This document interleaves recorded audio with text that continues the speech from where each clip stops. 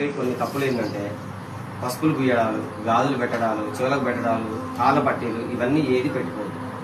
మగవాళ్ళు ఆడవాళ్ళు పెట్టుకోవచ్చు. మన అమ్మవారి మాలేస్తున్నాం. మనం చేయాల్సింది ఏంటంటే కామ, క్రోధ, లోభ, మోహ, మద మాత్సర్యాలు వాటిని వదిలిపెట్టాల్సింది అవి. ఈ మాల వేసుకున్న దగ్గర నుంచి మాల తీసిన తర్వాత కూడా వదిలిపెట్టాలి వాటిని. దీని యొక్క కాన్సెప్ట్ అది. మాల యొక్క కాన్సెప్ట్ ఏంటంటే మనకు మంచి జరగాలంటే చేయాల్సింది అది. అంతేగాని వాళ్ళు పసుపు పూసుకుంటే మామంతా పసుపు పూసుకోవడాలు, గాజులు ఇలాంటివి నేను మాలేసిన వాళ్ళు మాత్రం ఎవరు కనబడదు. దయచేసి నేను రిక్వెస్ట్ చేసి ఏంటంటే నేను మాలేసిన వాళ్ళు ఎవరు కూడా పసుపులు, గాజులు, చెవులకు పెట్టడాలు, మెట్టలు పెట్టడాలు, పుస్తలు ధరించడాలు ఇలాంటివి ఏవి చేయకండి.